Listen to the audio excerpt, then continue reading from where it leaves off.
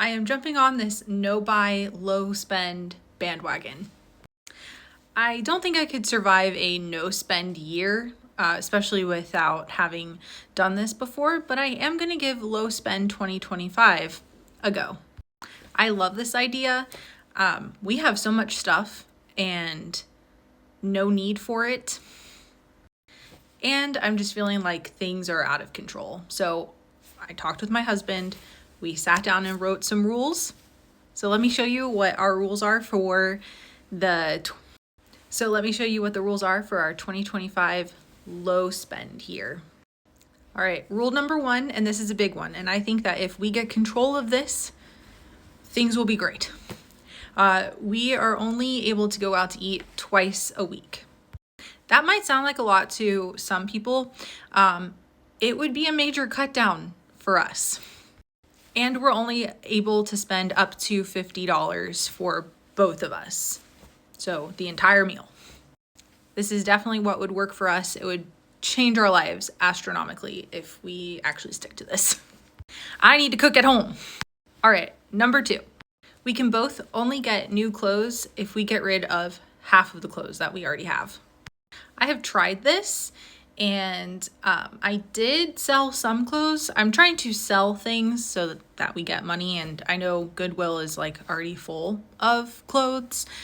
We do have a nonprofit here that's just a free store, so if anything, we'll donate the clothes, but we need to get rid of at least half before bringing in anything new.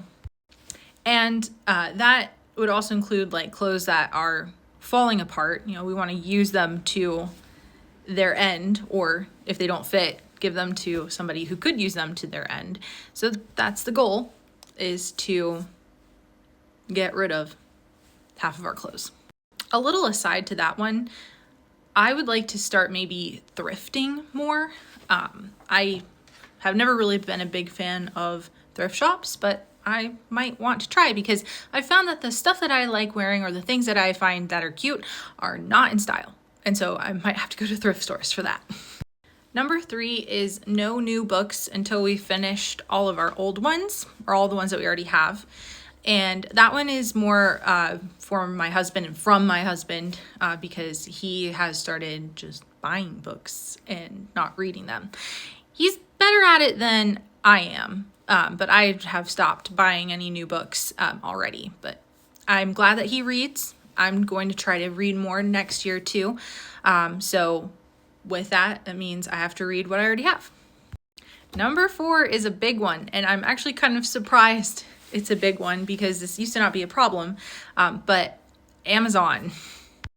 We can only purchase something from Amazon if we have a gift card, if it's coming out of our little Amazon savings account, or if it is cheaper to purchase on Amazon than it is somewhere else. And that's only for necessities, not like, oh, I want this toy and it's cheaper on Amazon than it is over at Walmart.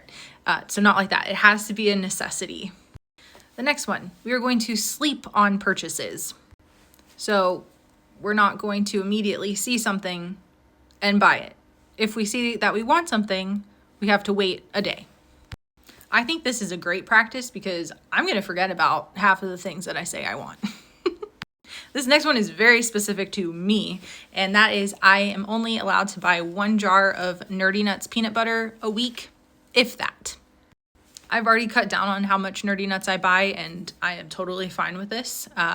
I think it's a good idea.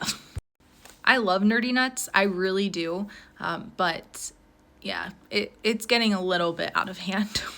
I could build a peanut butter wall at this point. And number 7, I'm looking over here. Use what we have before buying anything new. And then kind of going back to what I said earlier, getting things that are used instead of purchasing new. My church's ladies group has a chat going, and almost every day somebody is selling something or just giving it away. So I think I'm going to try to utilize that if we need anything. Something that we will not be doing though, which might be a little bit counterintuitive for people doing low or no buy years, weeks, months. we will not be giving up experiences. So if 21 Pilots announces a random show at some point here in Columbus next year, as long as I can get the ticket, I will be going. To make up for the money that would be spent there, we are creating different savings accounts to help counteract, like the fun, spontaneous experience that we might get to do. The reason for that, I spent the last 2 years kind of just chilling at the house. And by chilling, I mean wallowing in major anxiety and not feeling like I could get out of the house to do anything. So I let 2 years of my life go by, and I didn't experience much of anything. And I've said no more to that, cautiously, of course. I'm not going to go and skydive. But if something comes up and I want to do it, we're going to make it happen. So I know that's kind of counterintuitive, but it's something that's important to us. And that's also important with these no buy, low buys. You got to prioritize what is important to you. So saving money is important, but also doing things is important. I don't think eating out is as important as it has been in our lives. And so that's where the sacrifice comes in for us. All of these are different for everybody, and I love seeing them come up on my For You page. Also, I feel like ours are kind of basic because this is the first time that we're doing it. I didn't want to set super stringent rules and then the day next week, only having done this week, I'm so bored out of my mind that I hate everything and I go and spend $1 bazillion. I'm trying to make it attainable and exciting for us to do. I am going to probably incorporate a couple of no-buy weeks, which I think are a lot more attainable than full no-buy months or a no-buy year. Kudos to you who do that as well. That's awesome.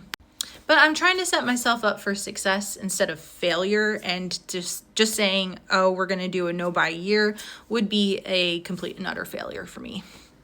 So join along. I probably will share how it's going. And wish us luck as we do the Low Buy 2025. Have a happy and safe new year.